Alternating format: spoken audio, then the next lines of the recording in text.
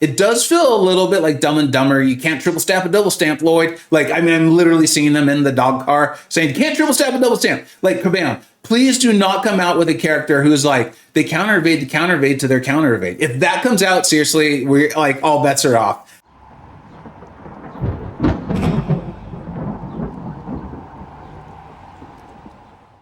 Hey, welcome back to the channel. All right. I saw this quote and I have to say it gave me serious concerns. And I did provide that privately on CCP server to Kabam, right? I didn't feel like it warranted like making some video and things like that because there was so much more information I didn't have. I've now had time to test Negasonic Teenager and I've put out the video on it and I have thoughts and I'll talk about them here. But this video is really going to be more about Bullseye and the responses to him, and kind of my warning a little bit to Kabam, although they have alleviated some of my concerns after reading this quote and hearing it on the live stream. And I also want to know what you think. I do think that's important to know what you, the player, think and what your experience has been like. I'm going to show you mine in regard to Bullseye, and I'm not going to hide the ball anymore. I'm not going to wait till the very end with some surprise conclusion. I want something tiny changed with him. I have another thing I'd like to have changed, but I don't think it's actually technologically possible. And we'll talk about that. But I'd like to hear your thoughts, your opinions. And as we're doing this, I'm going to set up what we're going to show in this video. This was the quote that really just got me like, what the hell are you doing, Kabam? She provides, and this is about Negasonic Teenager. I was listening to the stream, and she's like, she provides the answer to pretty much every current defensive threat in the skill class. There are no debuffs to shrug or cleanse, so her loop won't be disruptive. It's funny, like I'm already reading that and I'm like getting like my shoulders are getting raised. On top of that, total non-contact and energy attacks make her the perfect attunement and cord counter. Also, she evades and stuns the opponent. So that's obviously a lead into Bullseye that handles Killmonger too. All these defenders that if you enjoy Battlegrounds or things like that, you've been ranking them up, you've been putting your hard-earned resources and things like that into them. And what we're seeing there is that there's one champion to the game who obliterates all of them. And that concerned me. It concerned me very much. I did voice my opinion on the CCP server, but I had read that and I was not in a great place in regard to the game. Now I'm going to show you some things as we talk about all this. We're going to move on. And I'm going to show you, this latest Battlegrounds meta took me a very long time to adapt to. I had been in Mysterium 1 and then switched over and like I plummeted, and you can see I was down in like Gamma. I was really struggling. Yeah, I was trying things out and things like that, but people were just flat kicking my butt. And I read that quote and I was like, I've been through this. I have been through this so many times in this game and I really enjoy this game. And in many ways, I think this game's as good as it's ever been, maybe better. But I was like, I don't want to live through that again. I've been through that experience with multiple champions and we'll talk about it. And I don't want to do it again. I get that the game supplies the problem and then sells the answer. I understand that. And that, I think that's part of live service. I don't think that in and of itself is bad. I think when it gets pushed too far, and you heard me talk about this with War and part of why I left War, not all, was I was like, I no longer feel like, hey, this is fun. I'm willing to spend my time or my money to get better or have a better experience, to accentuate my experience, to enhance my experience. I feel like I'm now being coerced. I'm not saying that I was being coerced. I'm saying that's how it feels. It crossed the line. And if you put out a champion as, let's call him heavy-handed, as Bullseye, and then you sell the answer, and it obliterates that problem, it's going to feel coercive. And I was like, I don't want to go through this again. And you just saw the quote. Like every problem that could be handled from the skill class. I'm like, so not only Bullseye, but the whole class. And I will tell you that those things combined, I was like, you know what? I don't need this. I could cover a different game if I wanted to keep YouTube going. I do love having a YouTube channel. I enjoy my Discord server so much. I go there, I hang out. It's a great group of people there. I have so much fun. I was like, I don't need to cover MCoC to do any of that. I don't. It's like, I don't think I want to do this anymore. Battlegrounds is all I got left as far as competitive modes. I'm not doing tier 1. I don't want to do it. I don't want to feel coerced. I already left tier 1. War has already been ruined for me.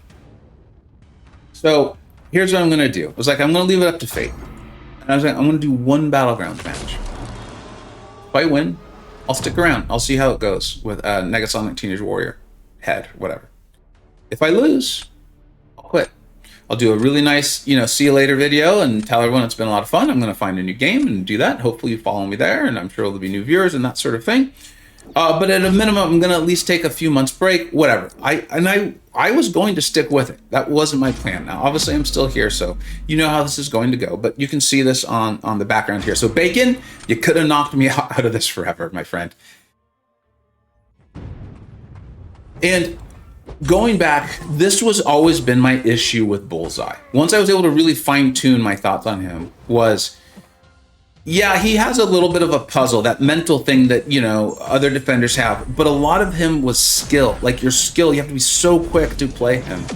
And he shuts off so much of what could be answered, right? The things we can do in the game. Like you dex and you get bled, right? On top of all of it. And even what was like kind of his quote unquote counter, and I took it early in war with Bullseye, with Iceman, was really not. It was fun in that it was a good experience. It was not fun in that I now needed to heal up, even though like I never really got hit. He hit me on the block a couple times, and I lost like a third of my health. So I felt like he was so strong that whoever countered him was going to potentially obliterate the skill class, like we literally just read in that quote. Because that's what would be required. Those are the ability sets to just shut down Bullseye. I didn't like that. I didn't want to live through that again. I've already lived through that with Penny. I've already played the game with Peni Parker. We'll talk about her in a minute. That's what I didn't like about Bullseye, was that whoever countered him, whoever's like hard counter would have to be so strong that there would be so much collateral damage or so much collateral targets, they would just shut down the class. And then I read that quote and I was like, great, here we go. They're gonna do it again. And for those of you who haven't lived through this, that's also what happened with Nimrod. Mutant used to be the top of the heap in this game. Like almost everyone agreed. It was a near unanimous consensus thing. And then Nimrod came in, and I played Nimrod for like 30 seconds, and I was like, you guys got to get a hold of this. This is amazing. This guy is just obliterating things. And I found it really fun because he was destroying all mutants. He was destroying all prowess. He was destroying all healing. To use the term you hear so much like from DLL and Kabam nowadays, there was nothing interactable. It was all uninteractable. And that's how Bullseye felt. And then I read that quote, and I'm like, great, Negasonic Teenage Warrior is going, or whatever, you guys know what I'm talking about, Warhead, I keep calling her Warrior, she's a Warrior, is going to basically Nimrod skill class. I don't want to do that. I've enjoyed the puzzle. I enjoyed building this deck. I've enjoyed building this roster. Maybe this is just where I jump off, okay? And so I did, and I warned Kabam, one, please do not let Negasonic totally Nimrod the skill class. Don't let her do it. Two, here was my other big concern, and I think, we've established a little bit about Bullseye, and then the response was, I don't want what happened to Penny to happen to Bullseye. You've put him into the game. You've said he's going to be a great defender. He was built to be a great defender, and he has been. And you're going to see this in this video. We're starting to discover answers that already are in our roster that weren't our immediate first thoughts, like Iceman. Now, Iceman's got technically all the counters. There's some other things going on, reasons why he's not, like, in my opinion, my favorite unless you need immunities, which is great. And it's great that we have like a soft counter, a good soft counter there. But people are also using Bishop. People are using Cosmic Ghost Rider. People are using various horsemen, right? A lot of the mutants can be made horsemen, which has been great. It's been bringing APOC back in. And then I'm going to show you, and I need to shout out the Trappy's channel. There's a channel with a player named Trappy. They were in the Battle Realm Brawl. I absolutely love his channel. He's teaching so much high skill stuff to players. I'm going to link that in the description. I've been shouting it out. I did a community post. You need to go and subscribe if you want to get better, particularly at Battlegrounds, but just like learning how to use your champions exceptionally well. Very smart player, very high skilled. I'm very excited about it. Just to catch you on to what's going on the screen, I won that, and I was still so just like not in the good place on the game outlook wise. I was like, I'm going to make it best 2 out of 3. I need to win 2. I need to win 2 out of 3 because I had won, and I was like, I don't want to go through this again. So Penny Parker came into the game, and it was the same thing. She was just destroying stuff. We couldn't figure it out. We had some pseudo counters like in Venom and Venom Pool, and we were using those in war and that sort of thing. And you could get it done. You could get it done. And then I started using Spider-Man 2099 on a lot of fights with the hitting into block, and we were finding these workarounds. We were finding cool uses for our characters. And yeah, Penny was punishing, but she caused us to go outside of what were just what felt like, you know, the automatics. We weren't just like, okay, well, we've got to be unblockable. No, we kind of went outside because what felt like the direct answers at the time weren't working as well as we had hoped. And as a result, we learned to fight Penny. And I looked it up. Penny came out in late 2021. And in the year of 2022, we got Gore with his Undermine, a phenomenal Penny counter. We got Hulkling, phenomenal Penny counter, go unblockable, just charges up. And we got Gallon. And in a mode like Battlegrounds, and I know not everyone plays Battlegrounds, but it is a big mode of the game for your in-game players. It's a big source of revenue generation, I have to believe, for Kabam. It's what most people want to tune in when they see people streaming. We all know this, right? And they completely neutered Penny to the point where she wasn't even in decks. People took her out. I had her in deck. I took her out because not only was she just completely neutered, she was made laughable because she had shut things down so hard.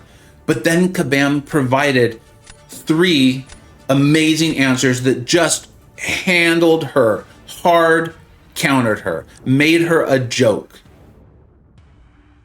And then 2 of them, in Gallon and Hulkling, were so abundantly strong that they are mainstays in decks. And so you always face them. It wasn't like you could put in Penny and hope to kind of like trick or counter your opponent, because unless you were willing to ban just those 3 champions, people were going to have counters.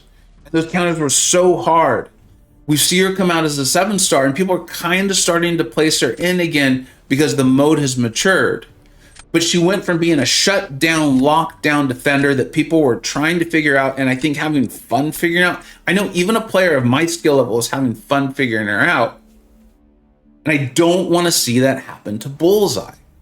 It's not an enjoyable, it's a whiplash. I prefer my defenders to be more like Korg, like Thing. We have these counters, but there's not anyone, I mean, there's probably a couple, but there's no one who just like absolutely destroys them. Yeah, Falcon can just shut down Thing, right? But Thing's been in the game for like 6 years or something like that.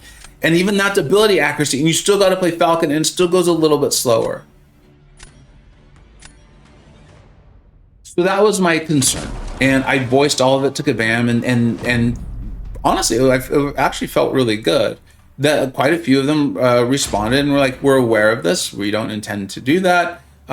We've been watchful in these sorts of things." Really, like, there's only so much I can share, but I was like, okay, I'm comforted by that, but I want to play Negasonic Teenage Warhead and find out for myself, especially before I make a video or anything on this. And so I've done that. I've played her. I've thoroughly tested her. I did the new champ video on her, and she is very, very good.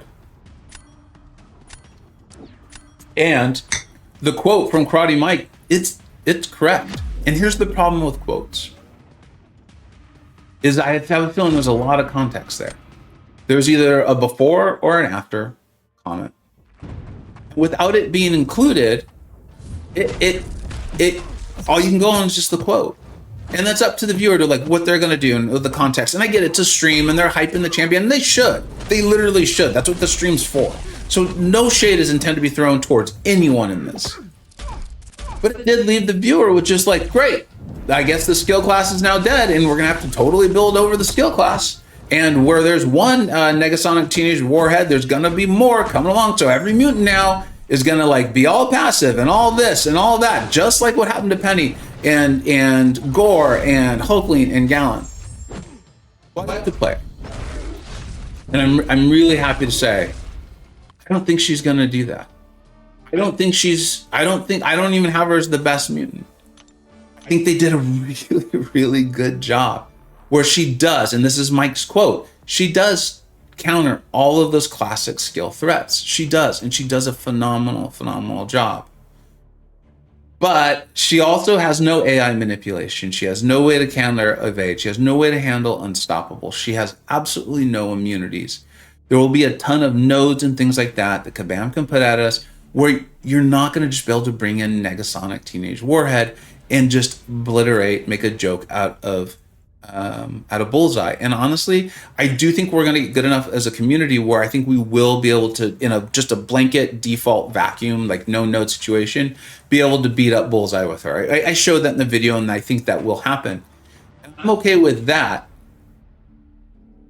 But she's not nullifying. I mean, like all of these other things like Hulkling and Gallon came along with.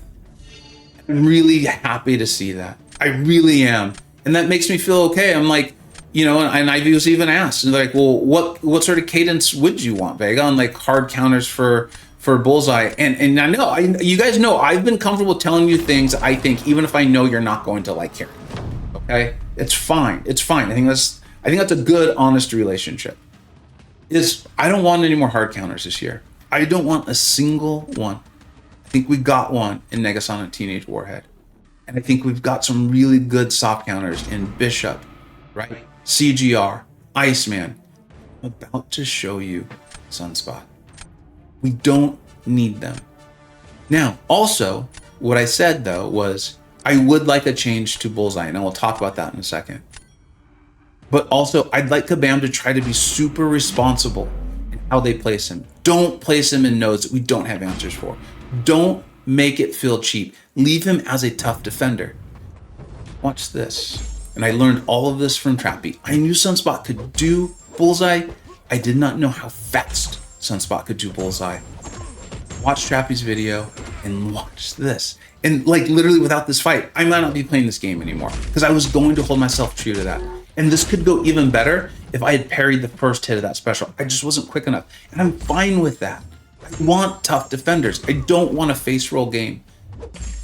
So watch this. We're going to go in and we're going to really smartly use our striker here. Watch this. This is so cool. Into the striker, and then we're going to go into our special because Bullseye won't do his evade thing. Specials. It's for basics. And that's that puzzle that I'm talking about. That's that cool player discovery that can happen. And then people start making videos. It's in line chats. It's in Discord. And I think it's really cool. We have a lot of soft counters to this guy. We've got a true hard counter now in Negasonic Teenage Warhead, not Warrior. Let Bullseye cook for a while, to use MCoC slang. Thank you, Andrew the Ref. Let him cook. We're figuring it out. We don't need all the answers to the test where you destroy him like Peni was destroyed. Learn from that. We all make mistakes. Learn from that. And I'm so happy because I really think what my experience with Negasonic Teenage Warhead is, they have learned from that. They absolutely have. This appears to be the plan. And I just want to continue to warn, because it was so stark, of those experiences with Nimrod and with Peni. And I'd like to keep that going. I would like this to be healthy. I would like maybe a soft counter to be introduced at some point later this year. Another soft counter, maybe with some immunities or something like that. And then you can continue down the road of hard counters, right? The game is big. We have counters to Thing. We have counters to Court. We have counters to Atuma. But they're still great classic defenders. Let them be that. Now, I said there was a couple things I did want potentially changed on Bullseye, because I don't want him left completely alone. And I think it'd just be one simple thing. I've played against this guy a lot and really tried to figure him out. And I don't see a way to, unless you just have some sort of crazy shutdown evade situation. And I think Negasonic Teenage Warrior kind of does this, where you don't have to worry about his killer instinct. And I think that's cool. It does feel a little bit like Dumb and Dumber. You can't triple stamp a double stamp, Lloyd. I'm literally seeing them in the dog car saying, you can't triple stamp a double stamp. Like, Kabam, please do not come out with a character who's like, they counter evade the counter evade to their counter evade. If that comes out, seriously, we're like, all bets are off. Back to me just making a joke out of the whole thing. And she does feel about as close to that as I would like. But just change the bleed on decks. Just change that. I think you just change that. You have a very difficult defender. If a person doesn't have an ideal soft counter or hard counter, they can maybe get through the fight without just dying by playing the game well, right? Because you're baiting the special, but every time you dex, you get bled. They're going to get punished because he's a tough defender. They're incentivized to bring in a soft counter, if not a hard counter, and we now have one. It allows battleground players and war players to still try to figure it out, and then just be responsible with where you put them in quest, especially your big ones where you know players are like, I really want them rewards. I really am willing to spend my hard-earned units and things like that. If you're responsible with that and you leave them out of that, or you at least make sure that there are some soft counters that really can do that fight, I think you've got a really great defender. I think, it seems like it was a very tough ask, and the designer did a really great job. Bullseye frustrates the hell out of me, and I think that's what he was supposed to do. You've given us the hard counter in Negasonic Teenage Warhead. You've given us the soft counters in Bullseye with Sunspot, Bishop, Iceman, Cosmic Ghost Rider, and I'm sure there's a few more I'm forgetting. That's what I'd like to see. Now, you in the comments. Oh, and the one other thing that I just don't think they have the technology to probably do is I would love for him to not evade if you push him over a bar with either your heavy or with a double hit medium. That happens to me quite a bit with Domino. I get that that's probably not something they can do. And honestly, in some ways, that feels like something maybe the player should learn, I guess. I don't know. But just remove the bleed on evade, and I think you're set. As usual, though, let me know what you think I got right. Let me know what you think I got wrong. And just so you know, I'm not like above it all. I want to play Battlegrounds. I want to do well. I did go out and get myself a certain Negasonic Teenage Warrior. I have ascended her. And as soon as I can do my my incursions run, she will go to rank 5 with that gem. I mean, I'm not dumb. Thank you so much for watching. Take care.